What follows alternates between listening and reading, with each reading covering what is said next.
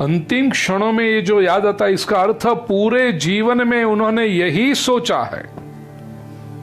And these are the most important things for them. अब उनमें भगवान है, आंखें बंद होने से पहले कन्हैया के दर्शन हो जाए, ईश्वर मिल जाए, उसमें है प्रभु का स्थान। व्यापारी जैसे पूरे वर्ष भर का अब हिसाब जो लिखता है, तो प्रत्येक दिन की एक एक एंट्री, इतने आए, इतने गए, इतना ये किया, वो किया, उसके वो खाता बही में डालना, कितनी सारी एंट्रीज होती हैं। लेकिन वर्ष पूरा होने पर व्यापारी क्या करता है, वो जमा उधार का पूरा मिला करके नफा नुकसान कितना हुआ, अंग्रेजी में उसको कहते हैं बॉटम लाइन, इतना मिला या इतना कम हुआ, वो याद करके फिर बाकी सब एंट्रियां भूल जाता है। वो उसको एक एक एंट्री को क्या याद करें। और ये वर्ष कैसा गया, वो बॉटम लाइन से पता चलता है, अच्छा गया, सही रहा। ऐसे जीवन में प्रति क्षण हम कितने व्यवहार करते रहते हैं, लेकिन अल्टीमेटली बॉटम लाइन में यही याद आता है, जीवन कैसा रहा।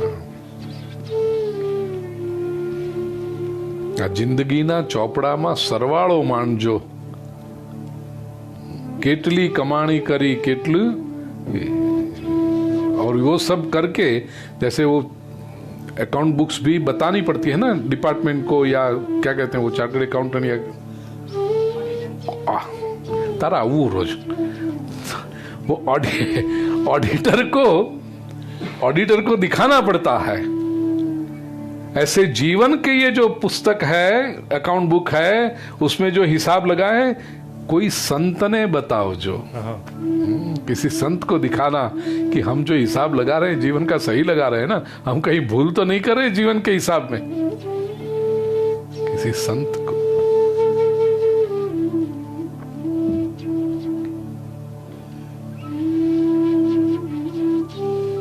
अब मृत्यु के समय जिसको कुछ भोजन ही याद आए, ऐसे लोग होते हैं, सुखड़ी बनावी आपो અને આખી જિંદગી આ ધંધો કર્યો।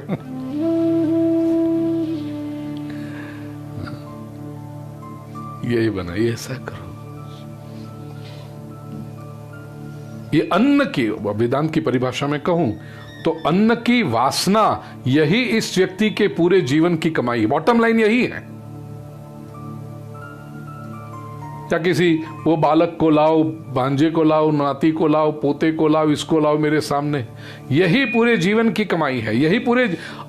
कहने का आशय प्रिय स्वजनों, अंत काल का जो स्मरण है वो पूरे जीवन का फलित है, आपके पूरे पुरुषार्थ का परिणाम है। वो किस दिशा में यात्रा हो रही थी जीवन की, और इस अर्थ में भगवान श्री कृष्ण यहां कहते हैं, यम यम वापि स्मरण भावम, जिस जिस भाव का स्मरण करते हुए।